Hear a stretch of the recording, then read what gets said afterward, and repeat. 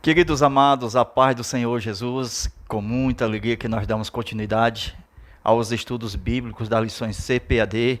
Estudaremos a continuação da nossa aula, esta aula de reforço chamada aula extra. Estudaremos lição 12, o tema, o reinado de Josias. O texto bíblico em classe, segundo livro de Reis, capítulo 22, capítulo 23. Também nós vamos estudar crônicas, certo? Os capítulos 33 e 34, ok? É os capítulos que falam sobre o reinado de Josias. Os tópicos falam sobre Josias prepara o templo, a renovação do pacto com o Senhor e finalizando a celebração da Páscoa. Isto tudo dentro do aspecto do reinado de Josias. Então nós paramos aqui, quando nós falamos que nós vamos comentar sobre as maldições que estão registradas no livro de Deuteronômio, capítulo 28, ok? Aonde Uda, ela profetiza dentro do texto, não sai do texto, dentro do contexto de Manassés, ok? Que Deus julgaria, mesmo que Manassés tenha se arrependido, Deus não tirou a ira sobre o lugar e sobre o povo. Aqui Josias escapa do período do tempo da ira, por causa que ele fez o quê? Ele foi um rei bom. Ele serviu ao Senhor nosso Deus. Então, Uda, a profetisa, ela percebendo os movimentos que vêm lá de trás do tempo do pai de Josias, ok? Do avô de Josias, né? Que é o Manassés. Então, ela percebe de lá do tempo do avô de Manassés, ela pôde entender que Deus estava falando através da vida desses homens que ia levar ao cativeiro a nação de Judá. Então, para escapar da ira futura, da ira vindoura, do fogo eterno, somente por humilhação e somente por exatamente se arrepender dos pecados. O cativeiro físico era imperdoável, aconteceria de fato. Viu? Glória a Deus. Manassés teve um final bom, embora a sua vida não fosse boa. Qual foi o final bom dele? Se arrependeu. Amon, que foi o pai de Josias, não teve o final bom. Então não teve a mesma finalidade de Manassés, não se arrependeu. Então veja aí, onde está escrito as maldições proferidas no livro achado dentro da casa de Deus, quando foi consultada por Uda, a profetisa.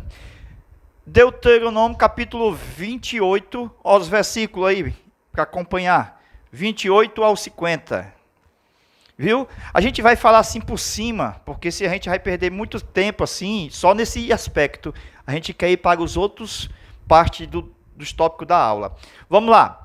Veja a maldição aqui, ó, nesses versículos aí. A maldição dos cativeiros dos filhos. Os filhos de Judá seguiam cativos lá na Babilônia, ok? O versículo 32, ó, dentro desses versículos, veja lá o 32. As maldições proferidas, viu? Dos filhos. Os teus filhos e as tuas filhas serão dadas a outro povo. Deus está falando aí. E não poderás fazer nada. Então é imperdoável o cativeiro de Judá. Ele vai ser cativo. Embora Deus também traga de volta depois de 70 anos. Outra maldição, versículo 33, vai anotando aí. Viu? Serás oprimido e esmagado todos os dias. Outra maldição no versículo 36, que vai servir a um país cheio de deuses, servirá a outros deuses de madeira e de pedra.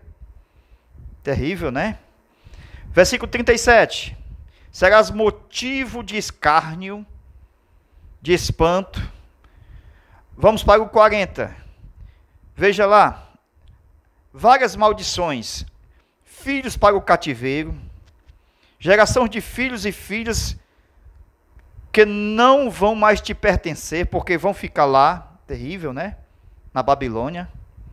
Não veio todo o povo. Até Daniel morreu lá. O profeta morreu velhinho, mas morreu crente. Aí, versículo 43.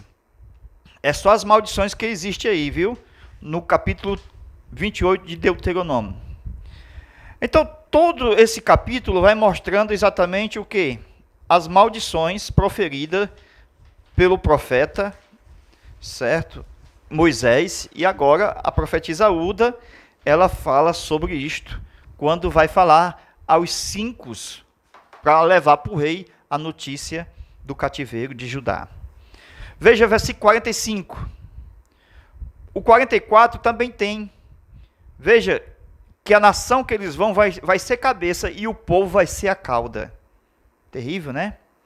A maldição anterior diz que eles vão pedir emprestado ao estrangeiro. É muita humilhação. Veja o cativeiro deles, viu, irmãos? Versículo 46.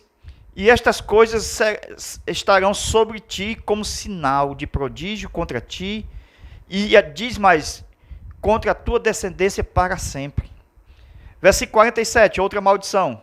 Por eles não terem servido ao Senhor, o que vai acontecer? A maldição é servir aos inimigos nas situações adversas, servir aos inimigos. Verso 48, servir aos teus inimigos. Verso 49, diz que o Senhor vai levantar uma nação contra Judá. Essa nação está vinda lá dos confins. Diz que ela é veloz como águia, nação cuja língua não compreenderás. Veja, lá da Síria, e depois da Babilônia, os dois cativeiros. Veja o último versículo 50, ó, até o 50, né? Então, uma nação de aspecto feroz, que não respeitará o ancião, olha aí que castigo, nem se compadecerá do adolescente. Tudo isso aqui eram as maldições. E Josias, ouvindo isto, no livro da lei, consultou a profeta e disse, vai acontecer. Agora diga o rei que ele não vai morrer durante esse período do cativeiro. Então Josias, ao ouvir essa notícia, ele começou a fazer o povo se alegrar no Senhor, a se arrepender, tudo isto mostrando que Deus ainda poderia salvar alguns, arrebatando do fogo do inferno. Amém? Então veja aí, ó, capítulo 22, vamos lá. Voltando aqui, ó, o texto. 2 Reis, capítulo 22, versículo 16. Assim diz o Senhor Jeová, eis que eu trarei o mal, ó o mal, esse aqui que está em Deuteronômio, ó, viu? Então aqui está dizendo, ó, que vai trazer o mal, ó. Quem está dizendo isso? A profetisa Uda, usada pelo Espírito Santo, o Senhor falando sobre os moradores, sobre o lugar da terra, viu? Porque eles deixaram de servir a Deus para servir os outros deuses. O que vai acontecer? Versículo 18, ó, aqui, 22 e 18. Porém, assim direis ao rei de Judá, que vos enviou para consultar ao Senhor Jeová. Assim diz o Senhor Jeová, Deus de Israel, concernente às palavras que ouviste. Porquanto o teu coração, que é o coração de Josias, se humilhou, aí diz aqui o texto que Deus vai manter a vida dele, certo? Ou seja, ele vai suspender a maldição enquanto ele estiver vivo. A maldição só virá depois da morte de Josias. Glória a Deus. Amém? Então a bênção sobre Josias, versículo 20. Olha a bênção sobre Josias. Por isso eis que eu te recolherei aos teus pais, e tu serás enterrado em paz. Os teus olhos não verão, está aí o texto, todo o mal que trarei sobre este lugar. Então, a partir de então, Josias coloca no coração, já era crente o homem, ele coloca no coração fazer reformas. Veja o versículo 1. Chegamos agora no texto, vamos lá? Ó, capítulo 23 de 2 Reis, versículo 1. Veja o texto. Então ordenou o rei, e todos os anciãos de Judá e de Jerusalém se reuniram diante dele. Aqui nós começamos a ver uma reunião para reforma. Então Josias vai fazer essa reforma com base no escrito da Bíblia, do seu tempo, que era o livro achado. Amém? Então veja a prefiguração de tudo isto, falando dos tempos de Manassés, que ele vai ser cativo. Tudo isso, irmãos, é uma prefiguração do que está acontecendo aí no tempo de Josias. Viu? Então Manassés não foi cativo e depois ele não voltou? Aí depois que ele voltou, veja que o seu neto vai achar o livro, né? Os seus servos vão achar o livro e vai entregar na mão de Josias. Vai ser lido o livro.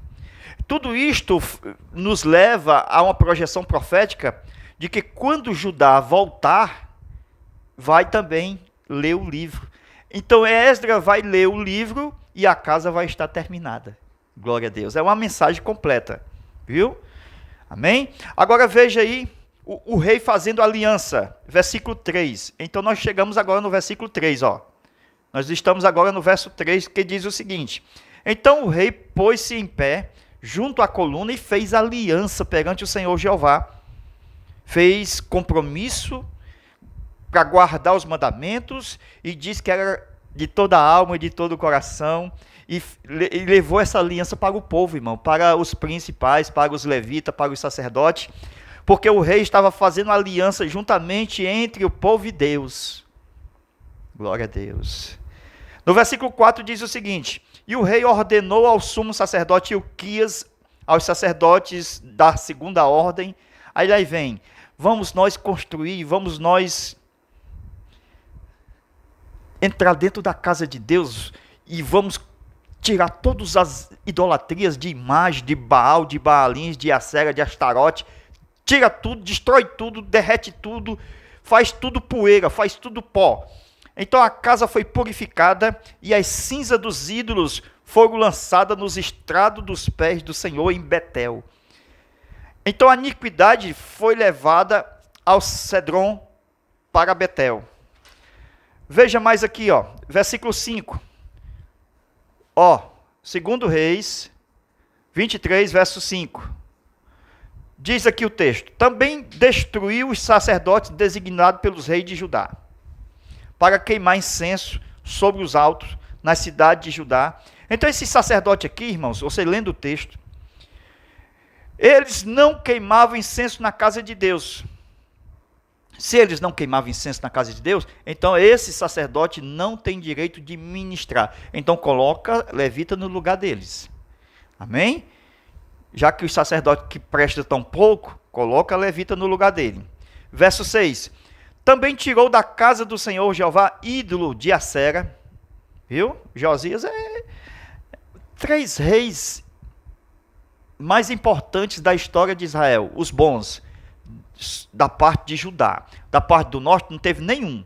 Então da parte de Judá, vindo lá atrás de Josafá, depois de Ezequias e agora Josias, então são 3 reis bons de toda a história de Israel, que serviu ao Senhor de todo o coração. Amém?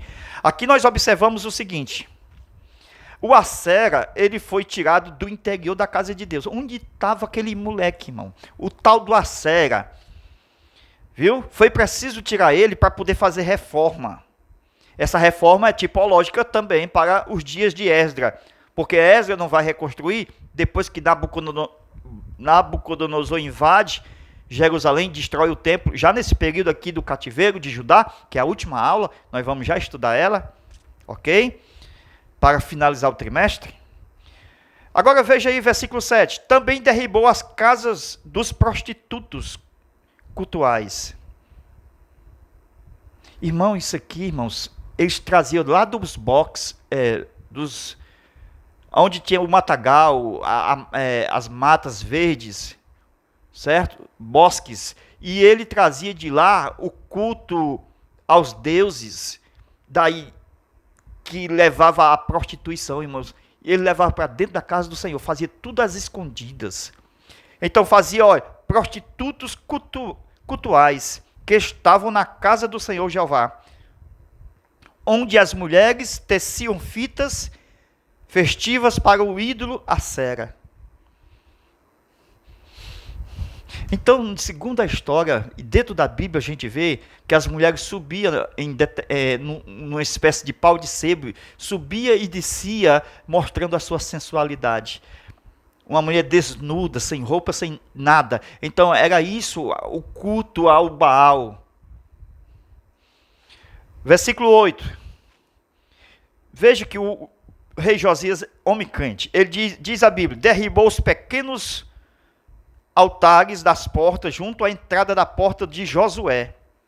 Viu? Os altares mais secretos, irmão. Irmão, não ficou nenhum altar de pé. Esse aqui derrubou tudo. Viu? Aqueles altos lá, já era. No tempo de Josias não ficou nenhum de pé. Os ídolos de Jezabel, de Acabe ou de Jeroboão 1, 2, todos esses pecados, irmão, foram derribados. Esses pecados de idolatria. Então a gente percebe este grande homem levantado por Deus para destruir todo elemento de culto satânico. Por exemplo, versículo de número 10. Olha aí um culto satânico. Versículo de número 10. Veja se não é. Também profanou a Tofete, que fica no vale dos filhos de Inom, para que ninguém dedicasse o seu filho ou a sua filha ao fogo a Moloque. Os pais de Josias faziam isto, irmão. Os pais de Josias, o avô de Manassés, o Amon, estava tudo num pecado só. O Amon levou os pecados dos pais para a vida dele. Então eles faziam isto, queimavam seus filhos no fogo.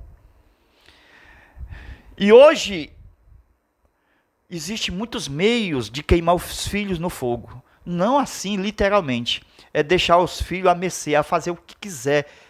Hoje a internet tem levado muitos filhos ao fogo, viu? Estou falando de uma forma espiritual, porque a pessoa que se desvia de Deus, entregando os filhos ao fogo, ele está deixando os filhos a mercê, isto é, os filhos estão fazendo o que quer com a internet. Então há muitos meios de sacrificar o filho no fogo, deixando os filhos na permissividade, ou seja, faça o que quer. Você não tem mais autoridade, não tem pai, nem tem mãe. Então os filhos estão desobedientes, irmãos. Não querem mais estudar. Eles querem exatamente esse mundo da concupiscência dos olhos, da carne, enfim. Mas frequentar a casa de Deus, não querem. Amém? Eles precisam estar ao lado da família, aprendendo a ética moral familiar, viu? Se importar com a casa de Deus, com os mandamentos do Senhor, evitando os laços de amizades influenciadoras do maligno. Viu? Existem muitos vales de Inom hoje, e precisamos tirar os nossos filhos desses fogos a Moloque eletrônico. Amém? Amém. Glória a Deus.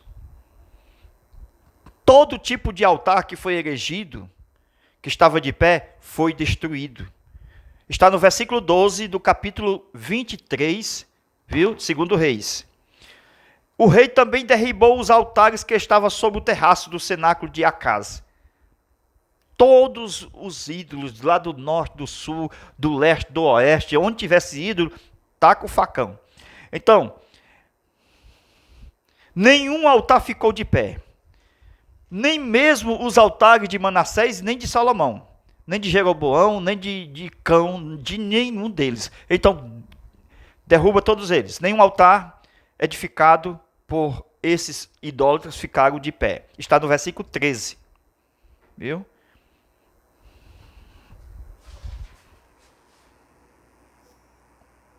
Agora nós vamos dar continuidade falando sobre a Páscoa.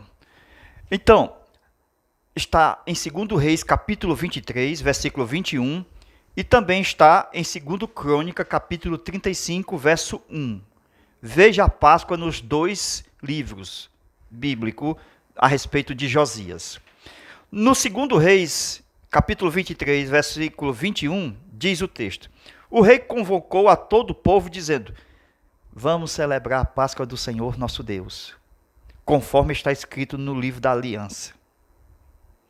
Porque jamais se celebrou uma Páscoa como esta desde o dia dos juízes, nem nos tempos dos reis de Israel, e foi no 18º rei, ou no 18º ano do rei Josias, que esta Páscoa foi celebrada em Jerusalém. Então, veja, diante das reformas, abrindo as portas para a celebração da Páscoa, Josias foi um divisor incomparável de águas. De águas. Então não houve nenhum outro rei semelhante a ele em todas as obras diante dos homens, diante de Deus e dos anjos. Foi o melhor rei dos três. Ele procurava a bênção da lei e ele encontrou e viveu debaixo delas. E Deus foi com ele em tudo. Sua fé em Deus foi em espírito, em alma e em corpo. Viu? Veja aí, meus irmãos, o versículo de 21 ao 23, mostrando o início da Páscoa, celebrada com excelência. A gente vai começar agora o texto, a nossa aula sobre a Páscoa. A maior glória do reinado de Josias era o quê? Celebrar a Páscoa. Não precisava Josias ir atrás da guerra. Ele foi atrás da guerra, morreu. Então Josias é tipo do crente que tem um único dom. Se o crente tem um único dom, e o único dom dele era exatamente o avivamento espiritual, ele não precisava ir atrás de um segundo dom para se apresentar-se à nação como um guerreiro. E foi isto que aconteceu. Ele, querendo um status de guerreiro, acabou morrendo. A gente vai ver isso no final da sua vida. Então a festa da Páscoa foi celebrada e não havia ninguém antes nem depois dele que celebrasse uma Páscoa de tamanho valor como a de Josias. Agora vamos para 2 Crônica, capítulo 35, verso 1. Então Josias celebrou a Páscoa do Senhor em Jerusalém e sacrificaram o cordeiro pascual no 14º dia do primeiro mês de Nisan. Amém? Então aqui a gente observa a maior Páscoa jamais celebrada por um rei, desde os dias de Samuel. A Bíblia, irmão, bota bem destacado, desde os dias dos juízes. Não houve outros reis. Então pronto, é essa maior mesmo. A arca voltou ao lugar santíssimo. Viu? Porque quando estava em crise, em guerra, eles escondiam a arca da aliança. Aquela que estava lá no lugar santíssimo, tinha tampa, o propiciatório e os dois querubins, na mesma tampa, todo fundido de ouro, uma peça só, ok? Fazendo aqui o desenho. A tampa, ó, os querubins assim, ó. Embaixo aqui na caixa, ok? Beleza? Então, essa tampa aqui é o propiciatório. Tudo isso aqui, irmão, era a arca, ó. Então, eles escondiam essa parte da arca para ninguém levar, porque era ouro. Então, a parte mais valiosa era a tipologia, porque Deus vinha nela, sobre ela, com a fumaça, e falava ao sumo sacerdote uma vez por ano. Viu? Com Moisés, ele falava todos os dias, mas com Arão, uma vez por ano. Aqui nós percebemos que a arca voltou ao lugar santíssimo. Então a Páscoa era o sinal de um novo recomeço, de um novo tempo, de um memorial. Por quê? Porque lembra a passagem de Israel pelo Mar Vermelho. Assim como a ceia do Senhor é um memorial da morte, ok? Da morte de Cristo. Mas também nós nos lembramos, porque Ele morreu por nós, e agora nós saímos do mundo como pelo novo nascimento, e agora temos uma nova vida, em novidade de vida. Então nós morremos também em Cristo.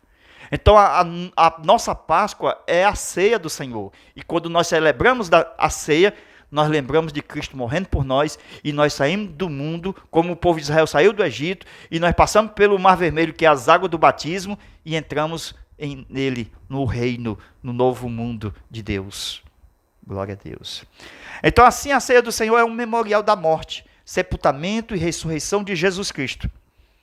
Veja que esta foi a decisão tipológica de Josias, pois depois do regresso do povo de Judá, 70 anos depois, a Páscoa foi celebrada por Esdras. Tem que ter Páscoa, irmão. Tem que ter ceia do Senhor. A igreja que não tem a ceia do Senhor não é igreja, viu? É apenas um mercantil. A igreja tem que ter ceia do Senhor. É o principal ato simbólico aqui na terra. Enquanto Jesus não vir na realidade, nós temos que estar com símbolo. Este é o corpo do Senhor, este é o sangue de Cristo. Amém? Enquanto não tiver realidade, ele coloca o símbolo. Quando vir a realidade, ele tira o símbolo. Glória a Deus. Agora, continuando. Assim nós entendemos que Manassés representa Judá antes, durante e depois do cativeiro. Josias representa aquele que leu o livro da lei, que fez reforma entre o povo, assim como foi feito por Josias. Por fim, Josias celebra a Páscoa, assim como Esdras também, quando volta, celebra a Páscoa. Glória a Deus. Amém? Agora vamos dar continuidade falando sobre a grande Páscoa registrada exatamente. Veja. Segundo Crônica, capítulo 35. Agora nós vamos ficar nesse livro, ok? Segundo Crônica, capítulo 35, versículo de número 4 em diante. Preparai segundo os turnos. Veja que Josias estava falando de acordo com Davi. Esses turnos eram 24 turnos de sacerdote. Ele estava falando de acordo com a lei do tempo de Davi, a mesma de Moisés, que ele achou o livro da lei de Moisés. Aí veja aí, conforme o que foi prescrito por Davi. Estou lendo isto, irmão. Glória a Deus. Conforme foi prescrito por Davi. A gente vai explicando e vai caindo mesmo em cima do que foi explicado. Glória a Deus. Então veja o que? A santificação no versículo 6. Imolai o cordeiro pascual e santificai-vos. Essa santificação era de acordo com o quê? A pessoa era avaliada, o sacerdote avaliava e a pessoa dava o quê? Um ciclo, aquelas questões de ciclo de prata, que era avaliada a cada pessoa, através da santificação, fosse mulher era um tanto, se fosse homem era outro tanto, nós já estudamos isso, ok? Às vezes a gente só pensa assim, santificação é uma limpeza, não, era pago uma quantia em prata, viu? Aí no Novo Testamento a gente tem a santificação por Cristo, aí não precisa mais a prata, aí o texto diz, não foste comprado nem com ouro e nem com prata, mas com sangue precioso de Jesus. Amém? A nossa santificação é o sangue de Cristo. E não é ouro, não é prata. Nesse período aqui era porque a lei exigia, porque o Senhor Jesus não ainda tinha derramado seu sangue. Amém? Glória a Deus. Veja o versículo de número 7. Chegamos no versículo 7 agora. Ó, diz o texto. E para os filhos do povo, Josias reservou novilhos, 30.000 cordeiros. Páscoa grande, viu? De novo. Vamos lá. 30.000 cordeiros. Não é 3. Não é 30 cordeiros. É 30.000 cordeiros. Não é 3.000. É 30.000. E cabritos para o sacrifício pascual. Para todos os que se achavam presentes. E 3.000 bois. 3.000 bois. Os quais eram da propriedade do rei. O rei estava muito alegre. O rei estava tão alegre que ele criou esse negócio de 3.000 boi. Ele criou esse sistema. O que é ele criar? É porque, segundo a lei de Moisés, na Páscoa, cada família tinha o seu próprio sacerdote, que era o pai da família. Nós sabemos disso. Amém? E Deus está tolerando aqui porque o conhecimento deles estava pouco. O livro foi achado, irmão. Tu acha que a gente passa o tempo inteiro estudando, a gente vai passar para vocês, né, de uma forma toda especial? Nós não aprendemos tudo, irmão. Então, Deus tolera nós por falta de conhecimento. Então, enquanto nós não conhecemos, Deus está tolerando. Mas depois de conhecer, Ele vai nos julgar de acordo com o que conhecemos. Então, veja aqui, ó, não havia bois na Páscoa. Vai lá para a lei. A lei dizia que cada família tinha que ter um cordeiro. Não tem bois. Mas aqui, Josias estava muito alegre. Vamos festejar a Páscoa do Senhor. Era 7 dias de Páscoa. Aqui depois nós botamos mais 7 dias para frente. Então é 14 dias direto. Então veja, todos tiveram a oportunidade de oferecer o seu sacrifício. Todos tinham que sacrificar na Páscoa. Um só sacrifício foi necessário, viu? Era necessário um só sacrifício. Cada família fazia um só sacrifício. Mas o que o rei Josias estava fazendo por todos, viu? Então os sacerdotes trabalhavam demais, os levitas trabalhavam demais, irmão. Então não precisava fazer isto. Muito trabalhando, mas os outros só recebendo. Então cada família tinha que trabalhar para si próprio. O sacerdote da sua casa era o seu próprio pai. O pai de família. Viu? Agora, a gente vê essa questão, veja aí o versículo 8. E os seus príncipes também ofertaram ao povo. E não era todo mundo ofertando, era os príncipes ofertando. Veja, Ilquias, Zacarias, estou no versículo 8, viu? Vou anotar aqui para vocês não esquecerem. Ó, capítulo 35 de 2 Crônica, verso 8. Diz assim, ó. Os príncipes ofertaram ao povo, Ilquias, Zacarias e Jeiel, viu? Eles também deram aos sacerdotes, veja aí, 2.600 ovelhas e 300 bois. Mais uma vez, esses bois aqui eles colocaram porque quiseram. E outra coisa, cada família tinha que levar o seu cordeiro. Então, veja que Deus estava com paciência, porque eles não sabiam exatamente, por causa da alegria, da falta de entendimento, sacrificar de acordo com o que foi prescrito no tempo de Moisés. A gente vai ver aí. Era uma ordem do rei, irmão. Ele estava fazendo para o Senhor, mas era o rei ordenando. O rei dava ordens para eles fazerem. Viu? Está escrito no texto que o rei ordenava. Glória a Deus. Viu? Hebreus capítulo 9, versículo 12, fala do sangue de Jesus, que foi uma vez no Santíssimo Lugar, e não foi com sangue de carneiro nem de bezerros, mas com sangue próprio de Jesus, consumando tudo e nos fez uma eterna salvação. Glória a Deus. Então veja que na lei legítima, sem arrudeios, bastava o cordeiro pascual, um tipo do sacrifício pelos homens, que foi Cristo na cruz do Calvário, o sacrifício perfeito. Ok? Então a obra dos levitas deveria ser simplificada. Cada família levava um cordeiro e pronto, estava resolvido. Mas aqui foi a maior Páscoa de todos os tempos. O texto é claro, mostrando isso. Embora eles fizessem de uma forma de acordo com o rei. Amém? Glória a Deus. Vamos continuar aqui o texto, falando a respeito da Páscoa. É muita coisa sobre isso. Só sobre a Páscoa é muitos versículos, viu? Capítulo 35 inteiro. Vamos lá. Versículo 11. Então imolaram o cordeiro pascual, e os sacerdotes aspergiram o sangue, e os levitas degolaram os animais. Viu? Então aqui a gente percebe que não havia menção de bois, nenhum sequer, na lei do Senhor, que foi dada a Moisés. Pode ler lá, não fala em bois, fala só no cordeiro. Então assim começou uma tradição tolerada por Deus, pelo rei Josias, viu? Por isso que a gente não pode invalidar, conhecendo a Bíblia, invalidar a palavra de Deus pela tradição do homem, entendeu aí? Isso é importante, viu? Jesus falou para os fariseus, porque no tempo dos fariseus já estava extrapolando demais essas tradições, porque eles pegavam as tradições dos homens e o que era o mandamento desprezava, e não pode fazer isso. Assim se iniciou a tradição dos homens sobre os mandamentos simples de nosso Deus, e assim aumentaram os trabalhos dos levitas, e haja trabalho, muito boi, muita carne, viu? Está no versículo 11, versículo 12, falando sobre isto, viu?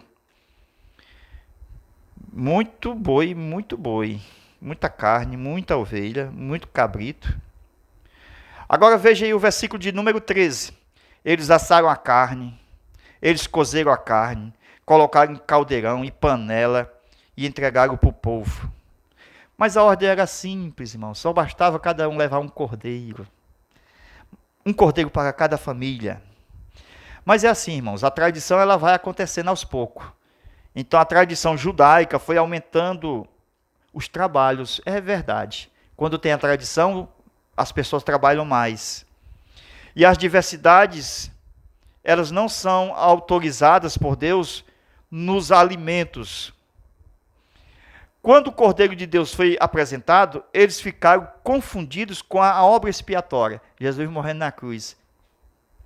Por isso eles exigiam mais sacrifício. Eles preferiram ficar com o sacrifício do que com Jesus. Porque a tradição invalidou o mandamento de Deus. Jesus foi enviado para o quê? Para tirar os bois, os bodes, os carneiros, para ficar só com Jesus. Porque aquilo lá era um tipo do verdadeiro sacrifício.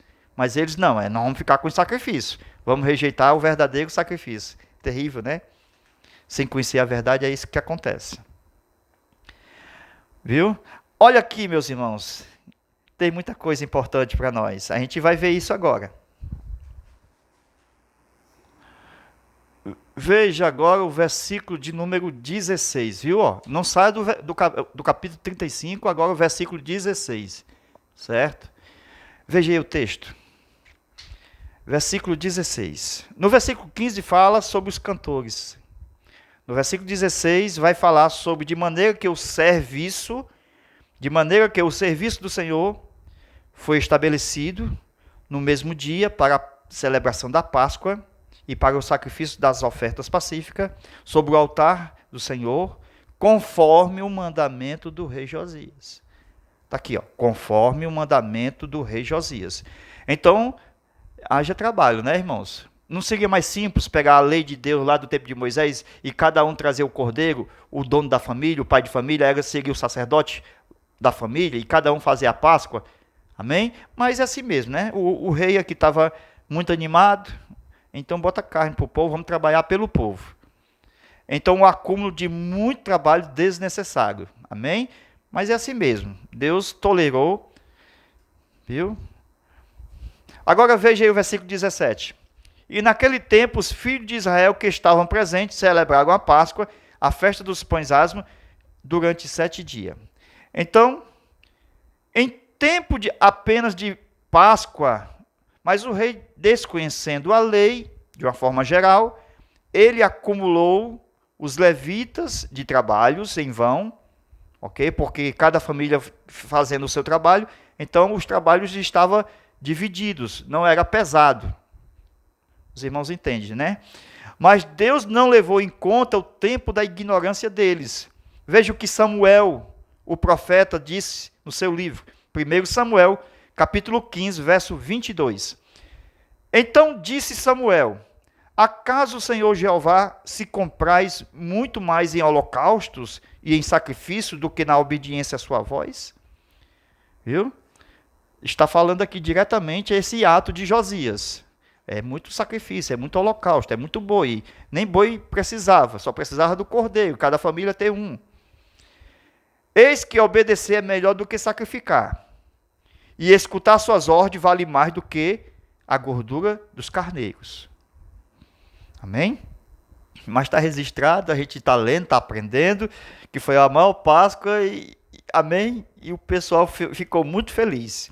A grandeza da Páscoa não era medida pelo número de sacrifícios feitos. Viu? É forte essa parte aqui. Mas simplesmente haveria uma obediência de fazer o que era mais simples. Estava resolvido. Marcar os umbrais da porta com o sangue do cordeiro. Cada família, viu? Cada família tinha um cordeiro e o sangue era derramado. Isto mostrava a lembrança da grande salvação do Filho de Deus que nos libertou do poder de Faraó do Egito, que é o diabo, o Deus do século deste mundo. Viu? Indo para nosso término da nossa lição. Veja a morte de Josias, no versículo de número 20. Então vamos para o versículo 20 agora. Depois de todas essas coisas, quando ele já purificara e restaurar o templo, aí vem o Neco, que esse aqui é o rei do Egito, ele veio pelejar contra Carquesmi, junto ao Eufrates, e Josias saiu ao seu encontro. Então não precisava dele ir atrás desse Neco, viu? Aqui aconteceu a morte de Josias. A paz que Deus nos dá não pode ser destruída pela vanglória. Viu? A falta de aclamação dedicada a um líder não quer dizer que ele não é honrado e nem amado. O nosso rei é forte, é poderoso, é violento, ou seja, violento nesse sentido de derrotar os inimigos, como Davi derrotava. Viu? Não violento para ferir os mandamentos de Deus, mas é forte. Deus está com ele. Então Josias não tinha necessidade de guerrear para ser aclamado assim como rei. Ele já era um grande rei, fazendo tudo isto que a gente leu e tudo isto que nós aprendemos. Ele já era um grande rei. Ele já era um grande líder, aclamado no coração do seu povo. Mas veio o orgulho e ele não retrocedeu. Veja o texto. Versículo 22. Mas Josias não quis retroceder. Aí morre. Irmão, Deus estava falando, irmão, dizendo, você não era para ter vindo. Veja aí. Deus estava falando no versículo 21. Deus me disse para que me apressasse, guarda-te e não te oponhas a Deus, que está comigo. O Neco falando, rapaz. Para que não te destrua. Aí nós vemos aqui o que, irmãos? Quando o orgulho chegou ao coração, querendo ser um rei que nem Davi, guerreando, né? Que ele não foi chamado para isso, porque ele morre, e Davi conquistava todas as guerras, não perdeu uma, e aqui na primeira morreu. Então veja que ele morre. Versículo 23. E os arqueiros dispararam contra o rei Josias, e este disse aos seus servos, levai-me daqui, porque estou gravemente ferido. Aí vai aparecer os servos com 2 carros. Então os seus servos o tiraram para fora do carro que o Josias estava, era o primeiro carro, e subiram Josias para o segundo carro. E o conduziram a Jerusalém, onde morreu e foi sepultado no sepulcro dos seus pais. E todo Judá se lamentou e guardou o luto por Josias em Jerusalém. Então, esse segundo carro que apareceu aqui no texto, não era para conduzir um corpo morto. O segundo carro era para conduzir um rei vitorioso. O rei que ganhou a batalha. Mas, infelizmente, não deu para Josias. Viu? Era para conduzir um líder em triunfo de volta à sua terra, o segundo carro. Josias não teve a sorte, porque se meteu em uma batalha que não lhe pertencia. Deus não mandou ele ir batalhar. Deus até repreendeu ele quando ele foi batalhar. Bastava a glória de um grande reformador, de um grande avivalista. Para que buscar a glória de um grande guerreiro, se ele já é um grande guerreiro espiritual? Ele morreu porque não quis desfrutar dos frutos de um só dom. Tem pessoas que dizem, não, eu quero mais dom, eu quero mais dom. Não, eu só tenho um dom. Irmão, Deus só deu um, irmão. Se você buscar mais, vai morrer. Você só tem um para o resto da vida. O avivalista. Glória a Deus. Ele morreu porque não quis desfrutar dos frutos de um só dom. Geralmente, o segundo carro de um líder soberbo o conduz para o túmulo e não para a vitória. Muito forte essa parte, viu? Deus abençoe. Fica com a paz do Senhor. E refletimos tudo isto, irmão. Eu sinto a presença de Deus no meu corpo, que me serve para andar com temor e dedicação em obediência a Deus, a cada dia mais. Essas aulas são ricas, são poderosas, porque mexe com o ser, com o nosso ego, para que nós não venhamos pecar contra Deus. Que Deus abençoe, que Deus te guarde. Amém.